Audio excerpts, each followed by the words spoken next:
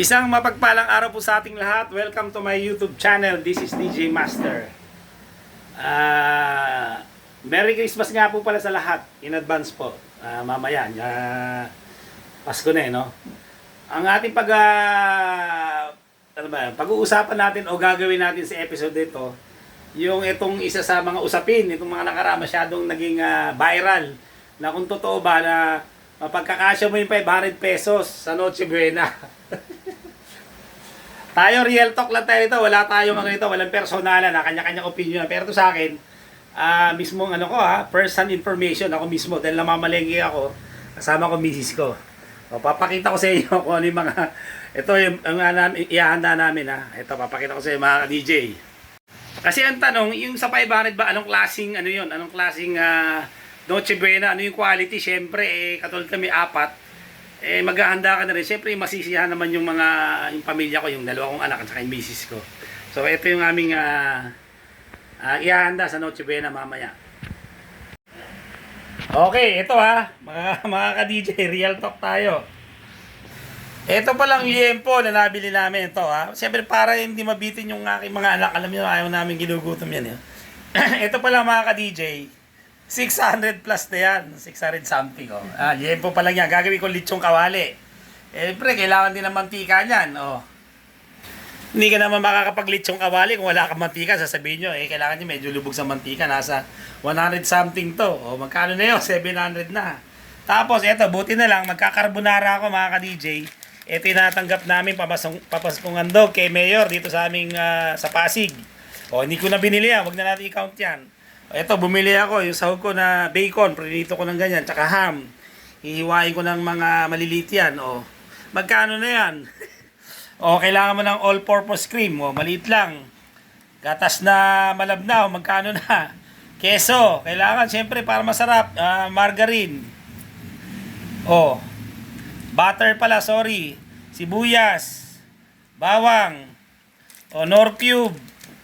Onion spring, Diyos ko po. Paano sasabihin pa pagkakasya? Pamintang durog. Kaya sa totoo lang, kalokohan talaga yung sinasabi nilang yan. Ito, pinakukulang ko na po yung ating yung pasta natin. Sa hirap ng buhay, mga Ricardo pa lang. Hindi ko rin maisip kung paano nila kinumpute yun. Siguro pwede nga, kaya lang, Diyos ko po, kung mag-spaghetti ka, kakarampot yung sahog. Katulad yung napag ko kay Julius Babaw at kay Sarsi Emanuel, ang sahog lang giniling. Siyempre, pag nag-spaghetti ka, may hotdog man lang. Hindi na pure po sa gagamitin mo. Talaga napakahirap sa totoo lang. Yung realidad talaga, malabo talaga. Yung matino pinag-uusapan natin, yung matinong Noche Buena. Diyos ko po, kailangan lumagay. Alam nyo naman yun Baka yung mga nagsasabing kasya 500, baka sila pag naghanda, baka hindi lang 1,000 yun, 2,000 pa yung handa. Kaya ito yung gagawin natin, litsong kawali, at saka carbonara, tipid na tipid pa po yan So papakita ko nyo mamaya kung yung mga magiging finished product natin. Kaya so sad to say sa akin sa opinion ko lang po, ito mismong experience ko, malabo po sa katotohanan nyo mga ka-DJ, malabo po. Grabe, pag kami na malengke, yung 2,000 para sa ilang araw yun, alos kulang minsan umaabot pa ng 3,000 pamalengke. So talagang malabo pa talaga. So, siguro kung mababa yung bilihin tapos malaki ang sweldo, pwede pa. Ngayon, baliktad po Habang tumataas ang bilihin, sweldo naman ay iiwan. Yan ang totoo po. So, malayo talaga. Pagdating sa sweldo po ang pinag-uusapan, ikukumpara sa ibang bansa. Sa ibang bansa kasi, yung sweldo nila sa loob ng isang buwan, napagkakasya talaga. O sobra pa na may save ka pa. Para, kasi natutugunan yung pangangailangan. Dito sa atin, yung sweldo mo ng isang buwan, hindi mo naman nakukuha ng buo yun. May mga deduction taxes, kung ano-ano pa. Kaya malabo talaga, kapos talaga kung tutusin. Pinagkakasya na lang. So, ganun kahirap talaga ang buhay ngayon. Pero syempre, maging grateful pa rin, maging masaya tayo. Ang mahalaga, sama-sama tayo na sasalubungin natin itong Pasko na to, yung pag-alala sa pagkapanganak ng ating Panginoong Jesus. Diba? Yan naman yun yung kanyang kapanganakan. Kung ano yung mapagsaluhan natin dyan, maging masaya tayo at magpasalamat, be grateful. So, yun po. So mamaya balikan ko kayo pag naluto, papakita ko sa inyo. Okay, sige. Okay mga DJ, nakaluto na tayo isang putahe. Ito tayo, real talk talaga. Actually, ang ano ko dito, 1,000. Parang medyo kulang pa nga. Pero siguro yung 1,000, mas malapit na sa katotohanan. Ito yung putayang naluto natin. At masisiyahan ka naman. Yun ang ano. Kasi depende naman sa iluluto mo yung quality. Depende sa sahog. So, nakita nyo naman yan, no? Ang carbonara ni DJ Master, ang masasabi nyo naman, no? O, ang sahog nito, meron siyang bacon, tsaka yung ham. O, yung medyo may nabibiling mura sa palengke. Diba yan, no? O. Tapos, ang kapartner niya, nag-toast ako ng tasty, o, para masulit, o, di ba? Yan lang yan, o. Ito naman, o. Tapos, nag-garnish ka ng onion spring. Sa itsura pa lang. So, 500, para dito pa lang, magkano na? Kung binili ko pa tong pasta, hindi na namin binili yan kasi nakuha namin sa pamaskuhan dito sa Pasig. So mamaya ito, lulutuin naman natin tong, piprituin natin tong lechong kawali. Yan, balikan ko kayo mga ka-DJ. Okay mga ka-DJ, syempre hindi pwedeng hindi natin titigman tong ating niluto. No? Depende yan sa quality naman. Naku, excited na tayo. Titikman ko na mga ka-DJ ha. No, simpleng-simpleng sahog. Sweet ham at saka bacon, may nabibili sa palengke. Oh. Kaya yung 500 talaga, hindi ko anong klaseng handa naman yun. Hindi naman sa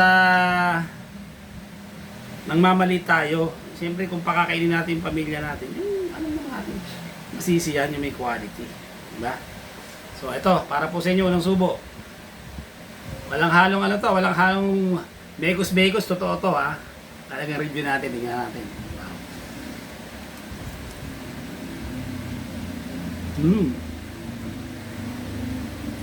Napaka-creamy. Malasa, creamy. Tamang-tama yung yung pasta, hindi na overcook. Yung alat, hindi naman sobrang alat. Ako, galing. Ako. Sabay mo ng tasty na huwag mo lagyan mantika, i-toast mo lang sa kawali, oh.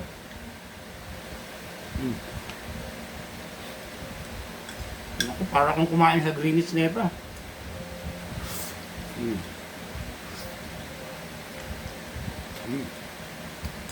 Lahat nag-blend na lahat yung bacon, ham, yung all-purpose cream, yung gatas na malabnaw. Lagyan natin ng Norpid na beef. Grabe.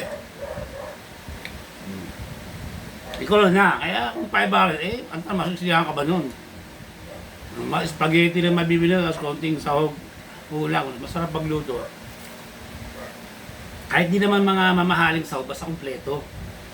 Kasi ito, may nabili kaming bacon, hindi naman kamahalan yan. So yung 1,000, mas malapit sa katotohanan, pero yung 500 po, para sa akin ha, okay, magagalit ha, huwag nyo kayo babad.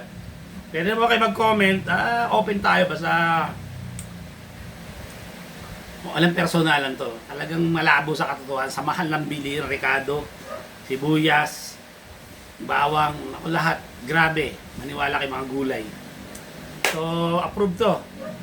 So, at least, magkaroon kayo idea kung magkano na yung iba budget nyo para magkaroon ka ng handang yung medyo dissenting handa naman. O, katulad ito, meron kang lechong kawali na dalawang slice to.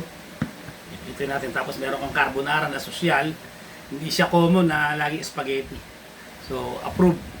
So, mamaya balikan ko kaya yung list ng kawali naman. Titikman natin. So, approve na approve tong ating carbonara ni DJ Master. Ayan po. Oh. Wow. So, kakain pa uli ako mamaya. Balikan ko kayo mga ka-DJ. Okay mga ka-DJ. Ito yung pangalawang putahe natin. Katulad kanina na ang niluto natin ay carbonara. Ito naman yung lechong kawali ni DJ Master. Naku, Diyos ko po. Ito yan.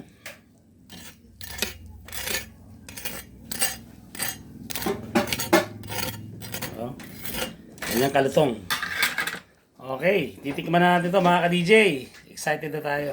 Okay mga ka-DJ, yan. I-review natin. Kuha tayo. Naku. Graba. Ang lambot ng laman. Balat muna tayo. Wala nang sausaw-sausawan. Pwede kayo magsaw-saw, pwede kayo magsaw-saw Mang Tomas o suka na may toyo, sili, paminta. Yan. Ito po mga ka-DJ. Yan. balat. Ano natin? Nako.